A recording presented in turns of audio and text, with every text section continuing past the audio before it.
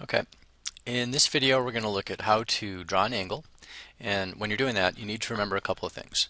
First thing is that whenever you start drawing an angle, it always starts on the positive x-axis.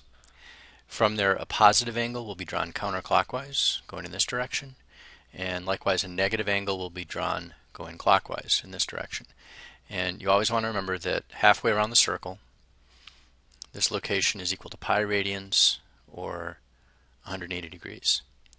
So in this first example, I want to draw 5 pi over 6. It's a positive angle, so I'm going to start from the positive x-axis, and I'm going to go in the counterclockwise direction. 5/6 of 1 pi is going to be drawn by cutting this half of a revolution into 6 equal parts, and then I'll simply count off 5 of those parts from the positive x-axis. 1, 2, 3, 4, 5, and my angle is going to be right here. From there, I want to figure out what the reference angle is going to be. And you want to remember that your reference angle is the smallest angle from the terminal side of your angle to the x-axis. So that's going to fit right inside of here. And from there, I remember that this tick mark was at 5 pi over 6. Pi would be 6 pi over 6. So the angle to fit inside of here would be equal to 1 pi over 6. For my next example, I want to look at how I would draw theta equal negative 279 degrees. And this angle is going to again start on the positive x-axis. It's going to be drawn in the clockwise direction because it's negative. And then I just have to figure out how far I'm going to go. If I were to go halfway around the unit circle, this would equal minus 180 degrees. Going up to the top, I'll add another 90 degrees. This is negative 270 degrees. And I have to go a little bit more. 10 degrees, let's see here, there's 90 degrees sitting here, so it's about a ninth. I'm going to guess it's right about here. So negative 279 degrees would be drawn here. And once again, I want to stop and figure out what the reference angle would be.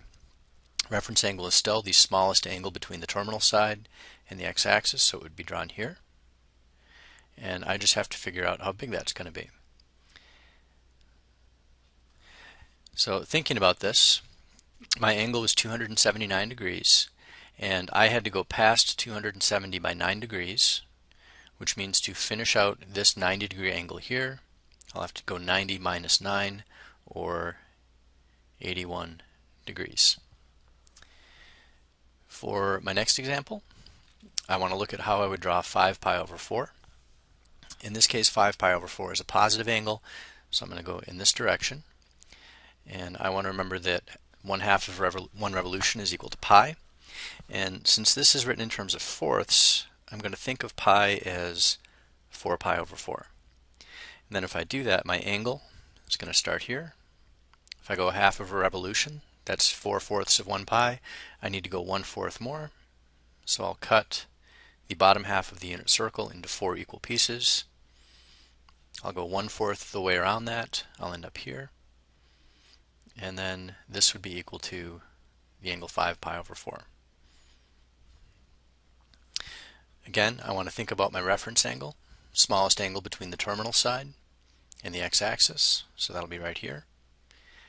And in this case, I went past pi by 1 pi over 4.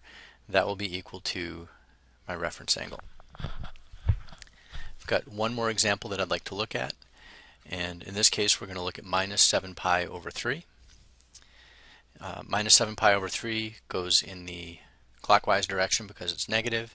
And that's not really a huge number, but I might want to think of 7/3 as a mixed number. This is 2 1/3.